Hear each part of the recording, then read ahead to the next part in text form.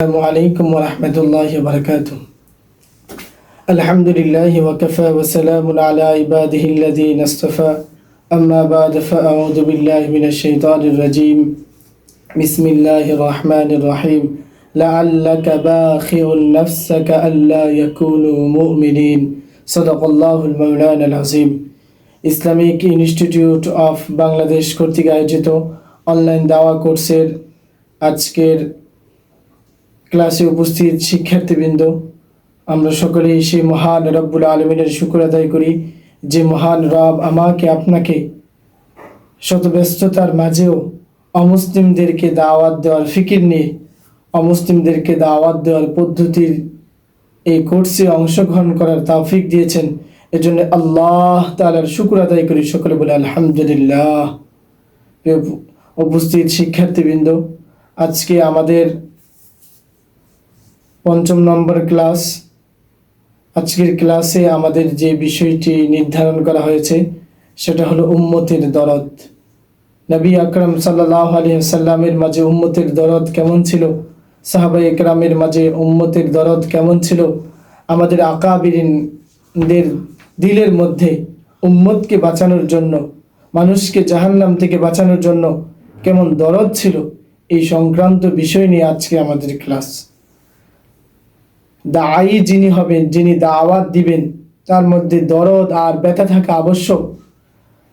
কারণ আল্লাহ পাক রব্বুল আলামিন কুরআনুল কারীমের মধ্যে ওই সমস্ত নবীদের নামগুলিকে বিশেষভাবে উল্লেখ করেছেন যারা তার স্বজাতিকে বাঁচানোর জন্য সবচেয়ে বেশি ফিকির করেছে।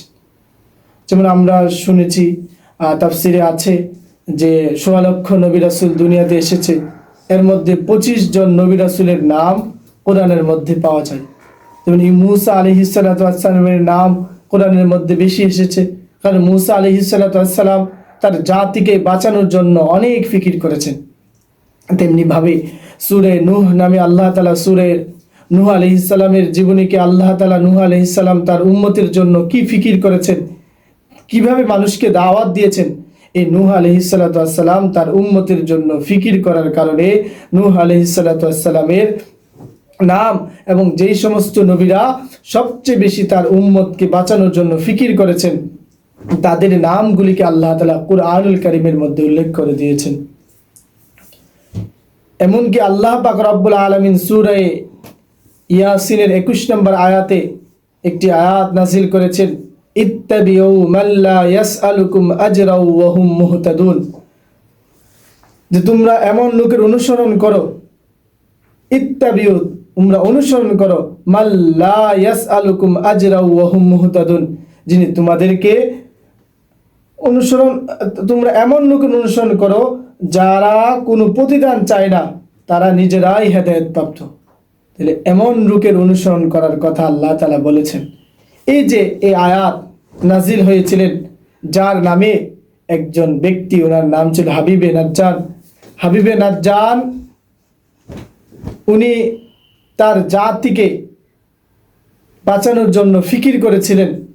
ইতিহাসে তাফসিরে পাওয়া যায় যে হাবিবে নাজ্জানের গোত্রের লোকেরা, তাদের কাছে একে একে ৩ জন নবী এসে সত্যের দাওয়াত দিয়েছিল, তাদেরকে একত্ববাদের দাওয়াত বোঝানো হয়েছিল, তাদেরকে সত্যের দাওয়াত দেওয়া হচ্ছিল, কিন্তু তারা সেই নবীর দাওয়াতকে গ্রহণ করে নাই। যখন তারা তাদের নবীর দাওয়াতকে গ্রহণ করে নাই, তখন তারা এক পর্যায়ে নবীর উপর আক্রমণ করার জন্য প্রস্তুতি গ্রহণ করেছে।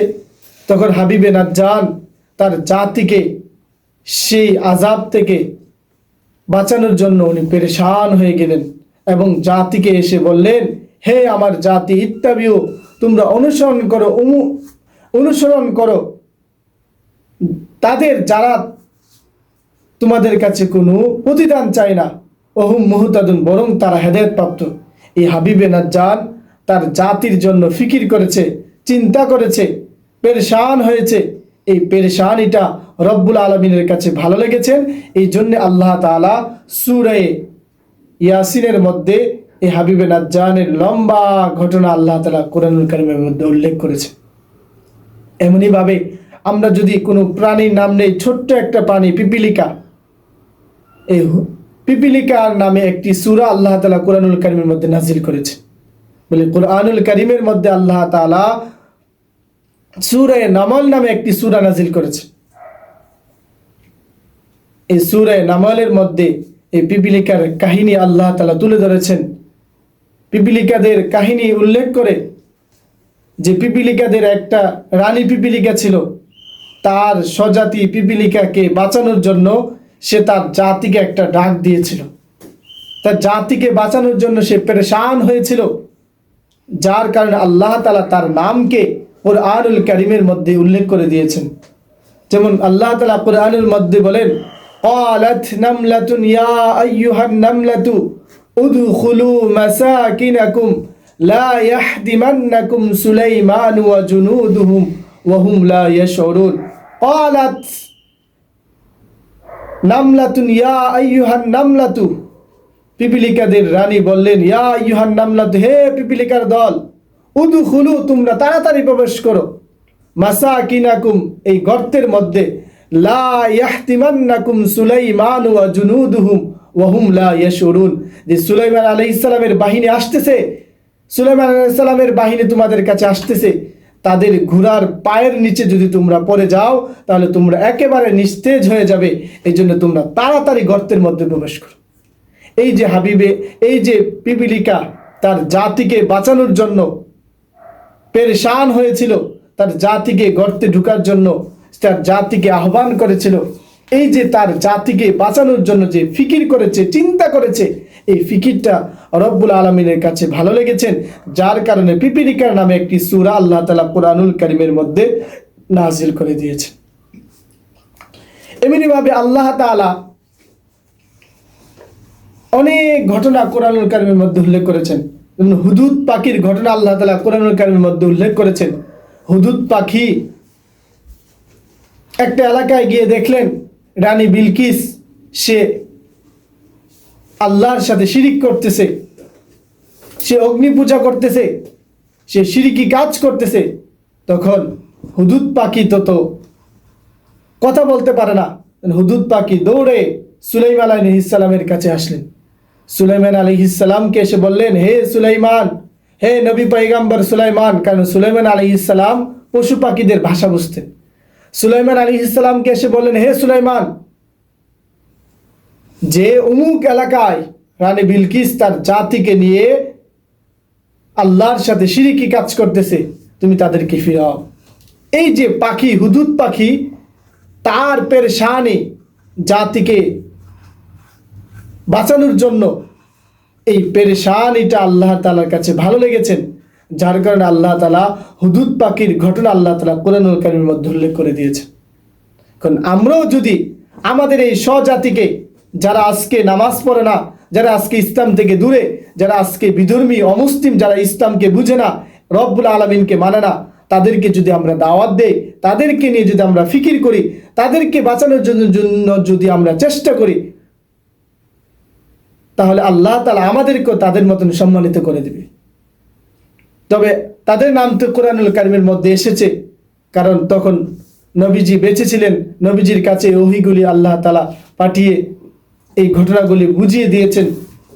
আমরাও যদি এই ফিকির করি, হয়তো আমাদের এই নাম কোরআনের মধ্যে আসবে না, হয়তো আমাদের নাম ওহীর মাধ্যমে কোরআনের মধ্যে বর্ণিত হবে না, তবে আমাদের নামগুলিকে আল্লাহ তাআলা এমনভাবে রেখে দিবেন, আমাদের নামগুলিকে আমাদের জাতির সামনে এমনভাবে রেখে দিবেন যে আমাদের নামগুলি যুগ যুগ ধরে উচ্চারিত হবে।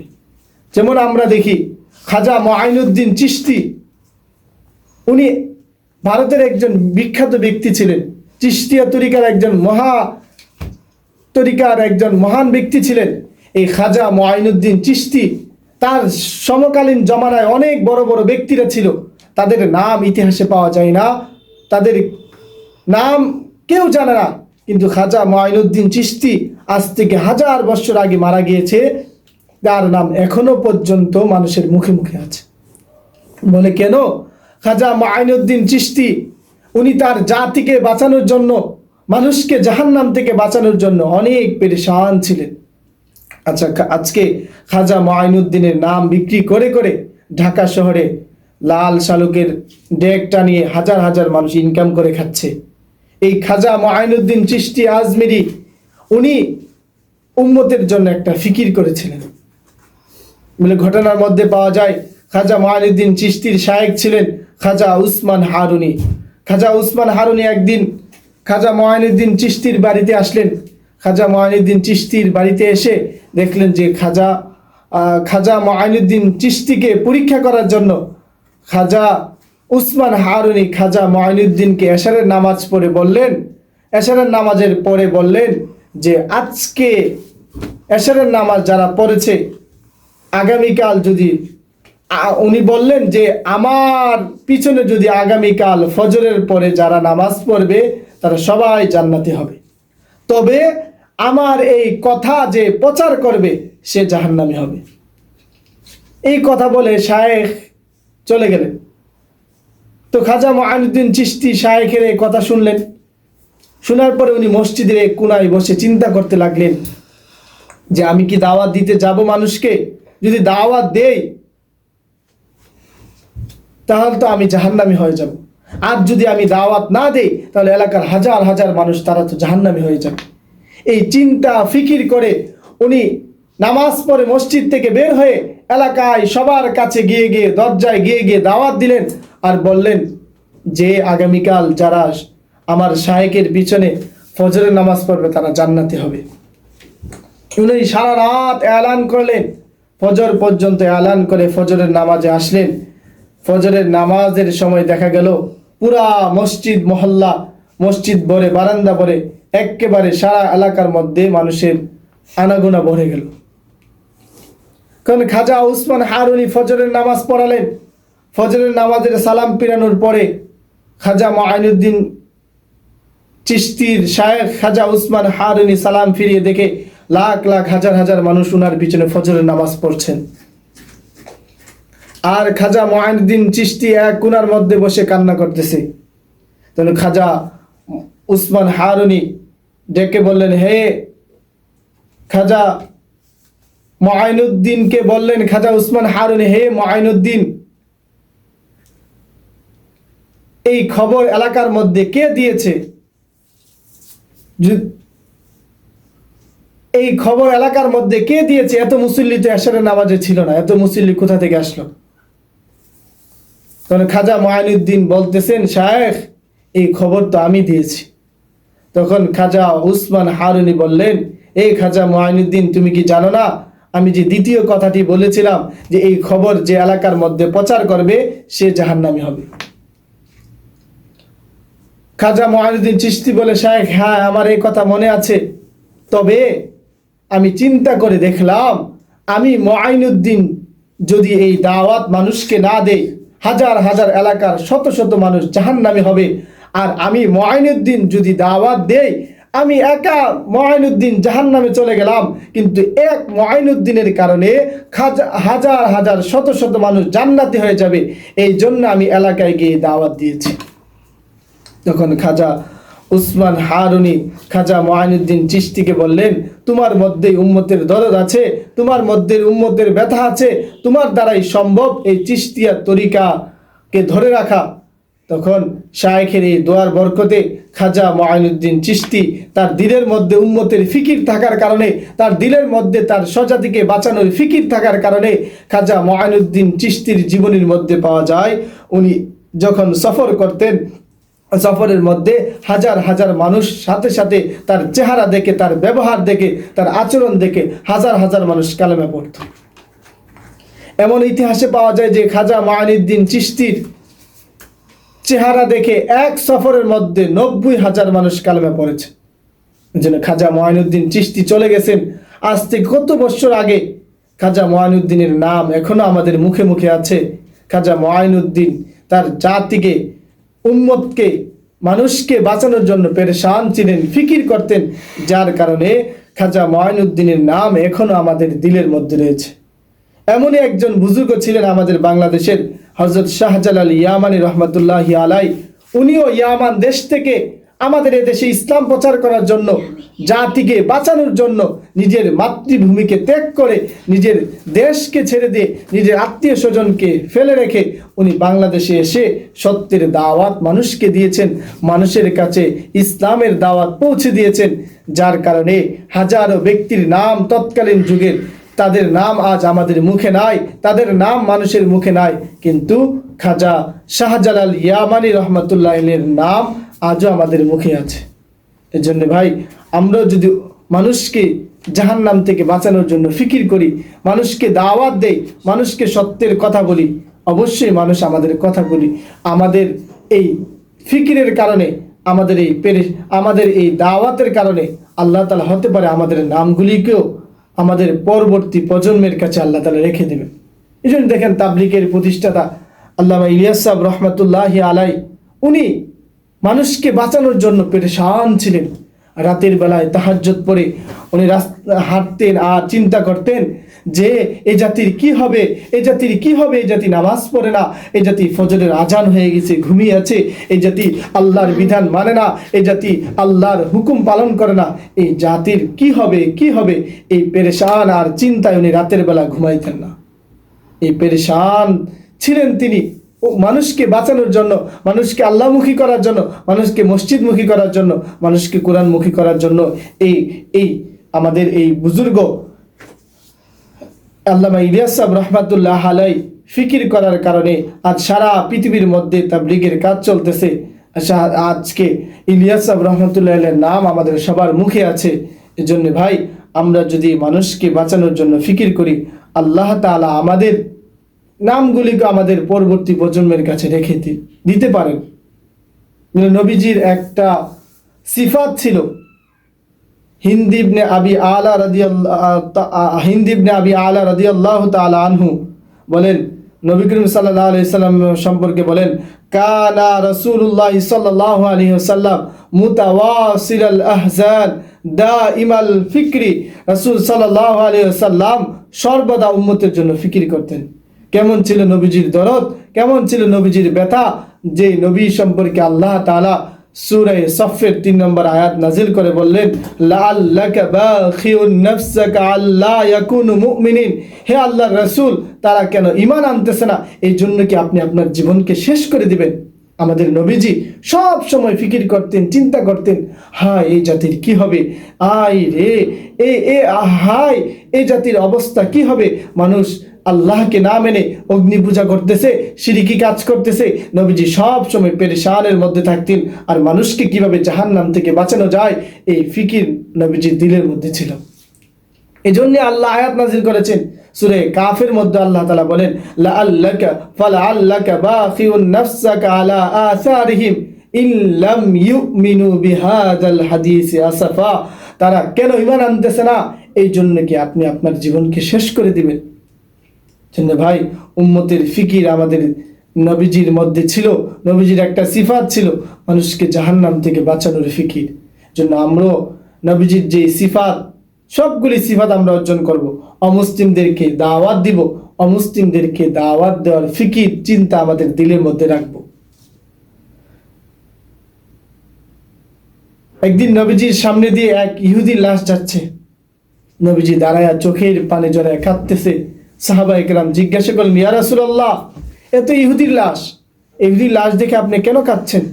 তো নবীজি বললেন যে, ও ইহুদি ঠিক আছে, সে তো আমার উম্মত ছিল, তাকে তো আমি জাহান্নাম থেকে বাঁচাইতে পারলাম না, এই জন্য আমি কান্না করতেছি। যে নবীজির দিলের মধ্যে কত ব্যথা ছিল, নবীজির দিলের মধ্যে কত পেরেশান ছিল, নবীজি কত উম্মতের জন্য ব্যথিত হয়েছিলেন। আজকে নবীজির এই সিফাতকে আমরা ভুলে গিয়েছি, নবীজির এই অবস্থাকে আমরা ভুলে গিয়েছি। জন্য আমাদের স্বজাতির উপর মায়া মহাব্বত থাকা উচিত। স্বজাতি, আমাদের আশেপাশে অনেক অমুসলিম বিধর্মী, আমাদের অনেক মুসলিম ভাইয়েরা পর্যন্ত আজকে ঈমান হারা হয়ে যাচ্ছে। খ্রিস্টান মিশনারিদের কবলে পড়ে আজকে মুসলমান খ্রিস্টান হয়ে যাচ্ছে। আজকে আমাদের মুসলিম বোনেরা হিন্দু ছেলেদের প্রেমের ফাঁদে পড়ে তার ধর্মকে চেঞ্জ করে সে হিন্দু হয়ে যাচ্ছে। আজকে আমরা আমার জাতিকে বাঁচানোর জন্য ফিকির করি না, ফিকির না করার কারণে আজকে আমার জাতি গুমরাহের দিকে যাচ্ছে, আমার মুসলিম ভাইটা আজকে বিধর্মী হয়ে যাচ্ছে, আমার মুসলিম বোনটা আজকে হিন্দু হয়ে যাচ্ছে। এই জন্য ভাই আপনাদের সবাইকে অনুরোধ, আমরা যারা এই ক্লাসে অংশগ্রহণ করেছি, দাওয়া প্রশিক্ষণে আমরা আছি, ইনশাল্লাহ আমরা গুরুত্ব সহকারে এই ক্লাসগুলিতে অংশগ্রহণ করব এবং জাতিকে বাঁচানোর জন্য একটা দিলের মধ্যে দরদ আর ব্যথা রাখব। দেখেন, স্বজাতির প্রতি দয়া মহাব্বত থাকাটা আল্লাহ তাআলার কাছেও পছন্দ। দেখেন, কুকুর পালা নিষেধ, অথচ কুকুরের মধ্যে এমন কিছু গুণ আছে যে গুণগুলো অর্জন করলে কি একজন আল্লাহওয়ালা হওয়া যায়। কিন্তু কুকুর ঘরের মধ্যে রাখা নিষেধ, কিন্তু কুকুর পালা নিষেধ, ছাগল পালা আল্লাহ তাআলা বৈধ, ছাগলের গোশত খাওয়া বৈধ। বলে ছাগলের মধ্যে তার স্বজাতির সাথে মিল মোহাব্বত রাখার একটা মায়া আছে। দেখবেন, একটা ছাগলের সামনে যদি আপনি একটা কাঁঠালের পাতা রেখে দেন, তো সকল ছাগলরা একসাথে মিলে সব ছাগল একসাথে মিলে ভাগচাট করে খেয়ে ফেলবে। কিন্তু কুকুর, তার স্বজাতির প্রতি কোনো মায়া নাই। তার সামনে যদি একটা মরা গরু এনে দেওয়া হয়, ওই কুকুর সে একা খাবে, সে একা গরুটা খেতে পারবে না। কিন্তু তার স্বজাতি অন্য কুকুররা যখন আসে, তখন তার মধ্যে হিংসা কাজ করে, তখন সে তার কুকুরকে, অন্য কুকুরগুলিকে সে ঘেউ ঘেউ করে তার কাছ থেকে দূরে সরায় দেয়। এই জন্য কুকুর পালা নিষেধ, কুকুরের ছবি রাখা নিষেধ। কিন্তু ছাগল এটা পালা বৈধ, কারণ ছাগলের মধ্যে তার স্বজাতির প্রতি মায়া আছে। এই জন্য ভাই আমরাও যদি আমাদের স্বজাতির প্রতি মায়া হয়, স্বজাতির প্রতি মহাব্বত থাকে, স্বজাতিকে বাঁচানোর জন্য ফিকির থাকে, তাহলে আল্লাহ তাআলা হতে পারে আমার এই ফিকিরের কারণে অনেক ভাই হেদায়েত পেয়ে যেতে পারে। আল্লাহ তাআলা আমাকে, আপনাকে, আমাদের আশেপাশে যারা বিধর্মী আছে, আমাদের আশেপাশে যারা অমুসলিম আছে, আল্লাহ তাআলা তাদের সবাইকে আল্লাহ তাআলা হেদায়েত দিয়ে দেন। আল্লাহ তাআলা গোটা পৃথিবীর 600 কোটি অমুসলিমকে আল্লাহ তাআলা হেদায়েত দিয়ে দেন। আল্লাহ তাআলা যেন আমাকে, আপনাকে এই হেদায়েতের জরিয়া হওয়ার তৌফিক দান করেন। আল্লাহ তাআলা যেন আমাকে, আপনাকে অমুসলিম ভাইদেরকে দাওয়াত দেওয়ার মতন যোগ্যতা দান করেন। সকলে বলে আমিন। আল্লাহ তাআলা আমাদের সবাইকে কবুল করে নেন, আমাদের সবাইকে আল্লাহ তাআলা দ্বীনের জন্য কবুল করে নেন। সকলে বলে আমিন।